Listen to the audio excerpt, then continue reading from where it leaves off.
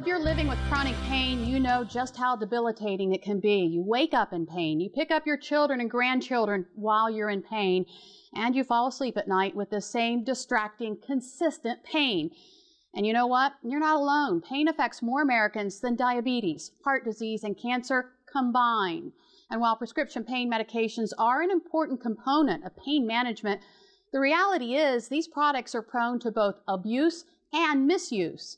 In fact, more than 12 million people reported using prescription pain medications non-medically in 2010.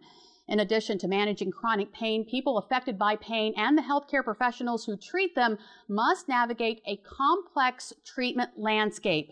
Well, joining us today to tell us more are Paul Gelino, the Executive Director for the U.S. Pain Foundation, and Dr. Melanie Rosenblatt, the Medical Director of Pain Management. Thank you both for joining us this afternoon. Now, Paul, I'm going to start with you. Thanks for having us. Tell me how your life has changed since you started experiencing pain. Well, my life has changed. Before chronic pain, I was a chef caterer. 12 years ago, I was lifting a box, twisting, and I broke my back, which severed my sciatic nerve.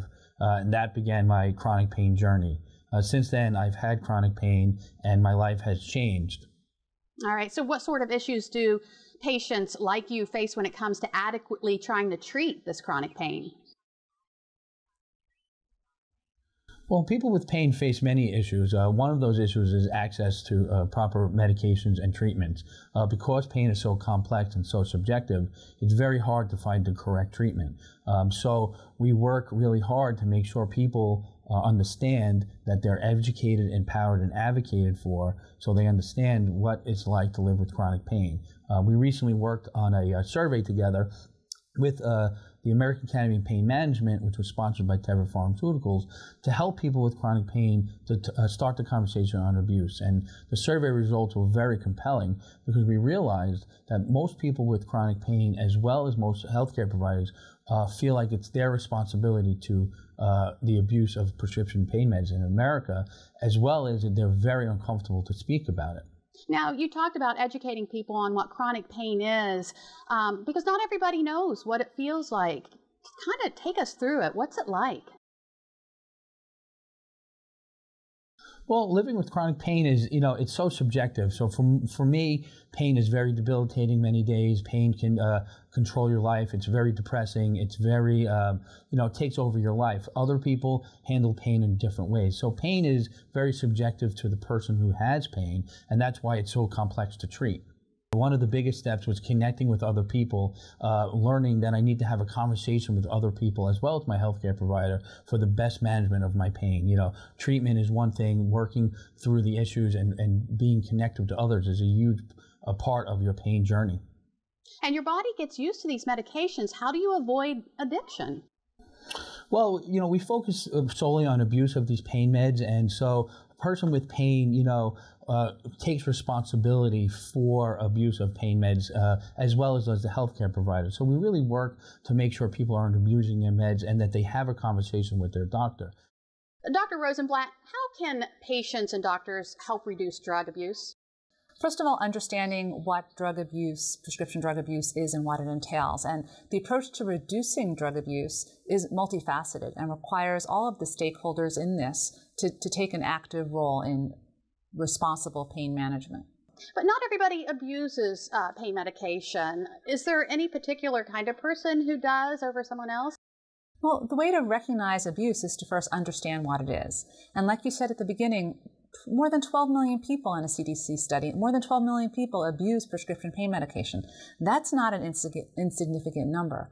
So some of the ways to curtail prescription drug abuse is, one, to recognize what it is and what it isn't.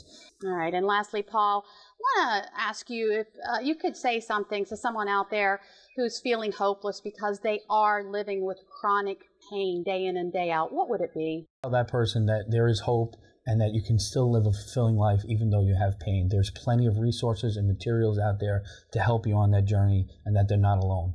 All right, Paul, Melanie Rosenblatt, thank you so much for that. Very good information. Of course, if you'd like to learn more about resources regarding drug abuse and chronic pain, visit WBOC.com. Click on our picture at the top of the page. So, of course, the thing about drug misuse and abuse is that nobody plans to get addicted to prescription pills. It just kind of happens. So it's important to take precautions against it. And one thing that you can do to protect yourself and your loved ones is get rid of the prescriptions that you no longer use. You don't want to leave them in your medicine cabinet for sticky fingers, but we're always told, don't flush them down the toilet or drain, don't throw them away. Now some pharmacies are even charging people who want a safe bag to dispose their pills, but there is another safer option. Joining us today to tell us more about it is Mady Barker, who's the Behavioral Health Director at the Somerset County Health Department. Thank you so much for joining us today. Thank you. So we're talking about pill drop-off boxes, right? Tell me about that real quick. In Somerset County, we have had some prescription drop-off boxes for a number of years at our law enforcement facilities. Right.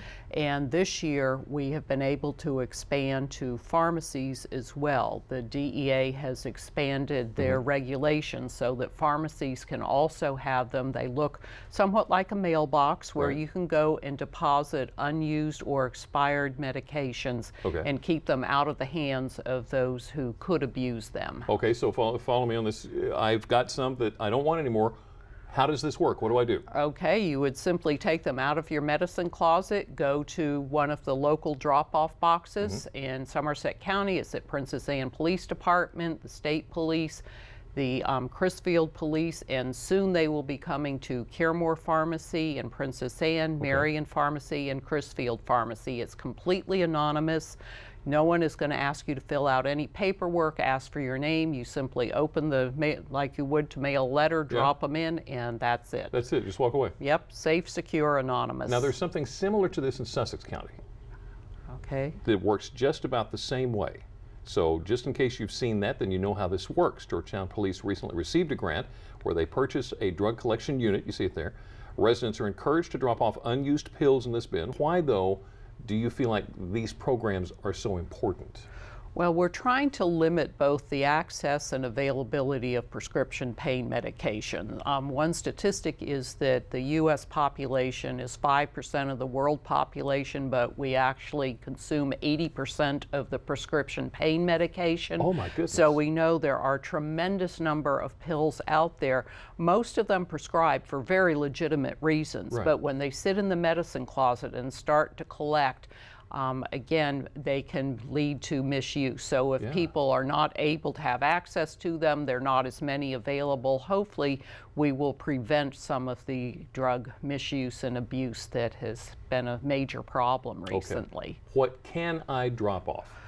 You can drop off all of your pills, your powders, your liquids, over-the-counter medications, pretty much any medication that has either been prescribed or you bought over the counter. What about vitamins? Vitamins are fine. Those are fine? Vitamins are fine too. What can I not drop off? Well, you cannot drop off any type of needle. You can't drop off any type of medication that has iodine thermometers with mercury in them. Your asthma inhalers are not permissible either. Okay, so I'm sorry, tell me one more time, where are these available? Okay, in Somerset County, right now, you could go to the Maryland State Police Barracks in Princess Anne, the Princess Anne Police, the Crisfield Police. You can also take them to the Sheriff's Department, and very shortly, you can take them to Caremore Pharmacy, Marion Pharmacy, or Crisfield Pharmacy. So we've got the county covered.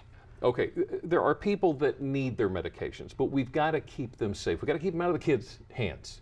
So there are safe ways to store our medications. Absolutely. We need to make sure that medicines that can be abused are stored in a locked closet cabinet where only the person who has the prescription can have access to them. We also recommend that you keep all medications out of the reach of children as well as pets.